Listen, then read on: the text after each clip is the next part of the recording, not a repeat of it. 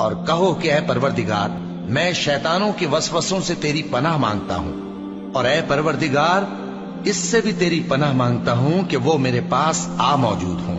یہ لوگ اسی طرح غفلت میں رہیں گے یہاں تک کہ جب ان میں سے کسی کے پاس موت آ جائے گی تو کہے گا کہ اے پروردگار مجھے پھر دنیا میں واپس بھیج دے تاکہ میں اس میں جسے چھوڑ آیا ہوں نیک کام کیا کروں۔ ہرگز نہیں، یہ ایک ایسی بات ہے کہ وہ اسے زبان سے کہہ رہا ہوگا اور اس کے ساتھ عمل نہیں ہوگا، اور ان کے پیچھے برزخ ہے جہاں وہ اس دن تک کہ دوبارہ اٹھائے جائیں گے رہیں گے۔ پھر جب سور پھونکا جائے گا تو نہ تو ان میں قرابتیں رہیں گی اور نہ ایک دوسرے کو پوچھیں گے۔ تو جن کے اعمال کے بوجھ بھاری ہوں گے تو وہی کامیاب ہیں، اور جن کے بوجھ ہلکے ہوں گے وہ لوگ ہیں جنہوں نے اپنے آپ کو خسارے میں ڈالا، ہمیشہ دوزخ میں رہیں گے۔ آگ ان کے چہروں کو جھلس دے گی اور وہ اس میں بد شکل ہو رہے ہوں گے۔ کیا تم کو میری آیتیں پڑھ کر نہیں سنائی جاتی تھیں؟ پھر تم تو ان کو جھٹلائے ہی جاتے تھے۔ وہ کہیں گے اے ہمارے پروردگار ہم پر ہماری کمبختی غالب آ گئی اور ہم رستے سے بھٹک گئے۔ اے پروردگار ہم کو اس میں سے نکال دے، اگر ہم پھر ایسے کام کریں تو ظالم ہوں گے۔ فرمائے گا کہ اسی میں ذلت کے ساتھ پڑے رہو اور مجھ سے بات نہ کرو۔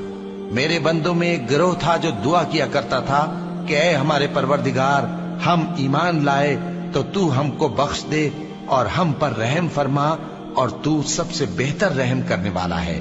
تو تم ان سے تمسخر کرتے رہے یہاں تک کہ ان کے پیچھے میری یاد بھی بھول گئے، اور تم ہمیشہ ان سے ہنسی کیا کرتے تھے۔ آج میں نے ان کو ان کے صبر کا بدلہ دیا کہ وہی کامیاب ہو گئے۔